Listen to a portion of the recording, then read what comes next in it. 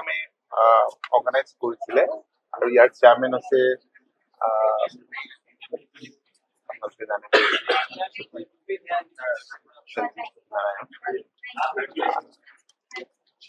আজি ইয়াত যথেষ্ট ষ্টেক হোল্ডাৰ এণ্টাৰপ্ৰেনিয়ৰ আৰু এক্সপৰ্টাৰ্ছ ইয়াত উপস্থিত আছে আৰু মই দেখিলো যে বহুত এছএফবিয়ে ইয়াত তেওঁলোকে ডিছপ্লে কৰিছে তেওঁলোকৰ প্ৰডাক্টবিলাক তো আমাৰ চৰকাৰে মাননীয় মুখ্যমন্ত্ৰী ডক্টৰ হিমন্ত বিশ্ব শৰ্মা ডাঙৰীয়াৰ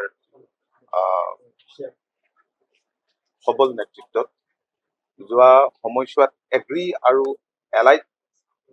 ছেক্টৰলৈ এটা পৰিৱৰ্তন আনিবৰ কাৰণে বহুতো ব্যৱস্থা গ্ৰহণ কৰিছে আৰু এক্সপৰ্টৰ ওপৰতো গুৰুত্ব দিছে অসমৰ কৃষকে এটা সময়ত কেতিয়াও কল্পনা কৰিব পৰা নাছিল যে অসমৰ প্ৰডাক্ট কেতিয়াবা বিদেশৰ বজাৰত বিক্ৰী হ'ব বা বিদেশলৈ যাব 2022-23 বৰ্ষত আমাৰ 4,000 crores প্ৰডাক্ট বাহিৰলৈ গৈছে আৰু এপেদাই তেওঁলোকে কৈছে যে 26-27 10,000 crores প্ৰডাক্ট অসমে পঠাবলৈ সক্ষম হ'ব আৰু তাৰ কাৰণে আমি বিভিন্ন আলাপ আলোচনাও কৰিছো আমাক এপেদাইও ছাপোৰ্ট দিছে নেৰা মেকে এনেকৈ বিভিন্ন অৰ্গেনাইজেশ্যন বিলাকে ছাপোৰ্ট দিছে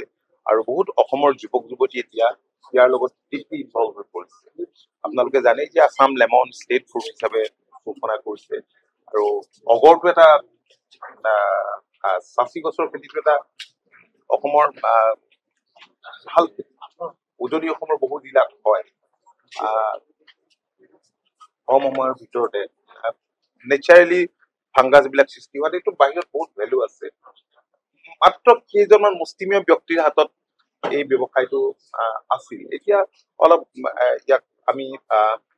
যাতে অধিক ফাৰ্মাৰ উপকৃত হয় আৰু এই ব্যৱসায়টো যাতে বহুত লোক ইনভলভ হ'ব পাৰে এটা ইণ্টাৰনেশ্যনেল অগৰ ট্ৰেড চেণ্টাৰ এটাও নিৰ্মাণত অৱস্থাত আছে আজি জহিৰুল ইছলাম ইয়াত আছে কাৰণে মই কথাখিনি উল্লেখ কৰিছো তো বাকী আপুনি ভোট জলকীয়াকে ধৰি আজি বহুত কেইবাটাও বস্তু GI টেগ পাবলৈ সক্ষম হৈছে অসম তথা উত্তৰ পূৰ্বাঞ্চলত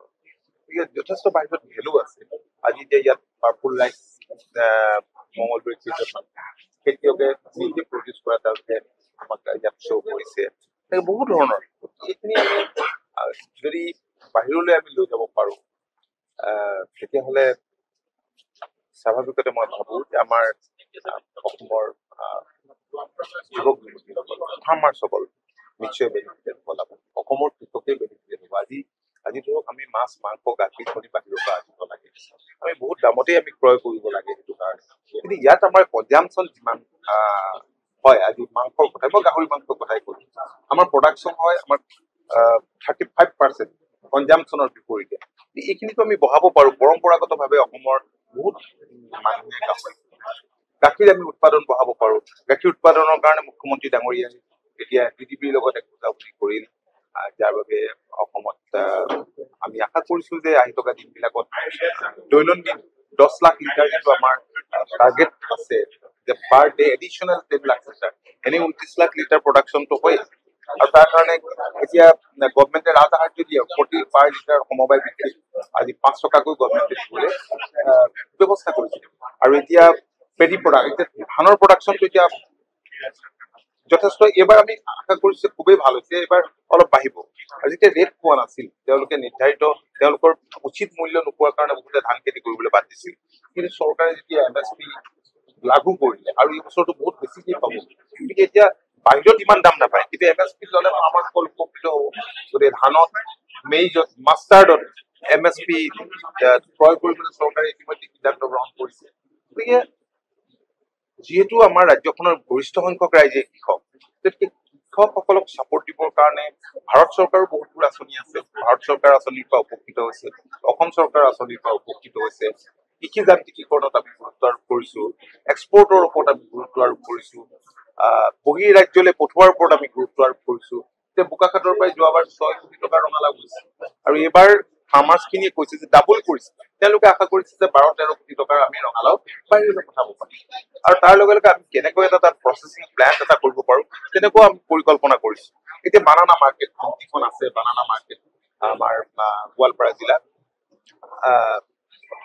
মই কালি যাওঁতে মই চাই গৈছো ওপৰে বাহিৰে বাহিৰে মই মাজে মাজে গৈছো সেই এখন সৰ্বাংগ সুন্দৰ মাৰ্কেটখনৰ পৰা যাতে আৰু মানুহ উপকৃত হয় কাৰণ এছিয়াৰ ভিতৰতে ডাঙৰ মাৰ্কেট বুলি কোৱা হয় গতিকে বহুত স্কোপ অসমৰ আছে ইউনিভাৰ্চিটিও এটা গুৰুত্বপূৰ্ণ ভূমিকা গ্ৰহণ কৰিছে কেবিকেও কৰিছে আমাৰ ডিপাৰ্টমেণ্টে কৰিছে হৰ্টিকালচাৰ বিভাগে কৰিছে বাকী এলাইড চেক্টৰ বিলাকেও কৰিছে মই ভাবো যে এই ক্ষেত্ৰখনলৈ আমি পৰিৱৰ্তন আনিব পাৰিলে আমাৰ ৰাজ্যখন অৰ্থনৈতিকভাৱে স্বাৱলম্বী হ'ব GDP বাঢ়িব আৰু সেই দিশেৰে আমি আগবাঢ়ি গৈ আছো মাল্টিপুলৰ জৰিয়তে বহুত যুৱক যুৱতী ইয়াৰ লগত জড়িত হৈ পৰিছে কাৰণ 2 লাখ নিবনুৱা যুৱক যুৱতী যি ছাপোৰ্ট দিয়াৰ কথা ক'লে বেছিভাগেই এগ্ৰিকালচাৰ এলাইড চেক্টৰত তেওঁলোকে জড়িত হৈছে ইতিমধ্যে 25,000 চৰকাৰে দিয়াৰ প্ৰক্ৰিয়া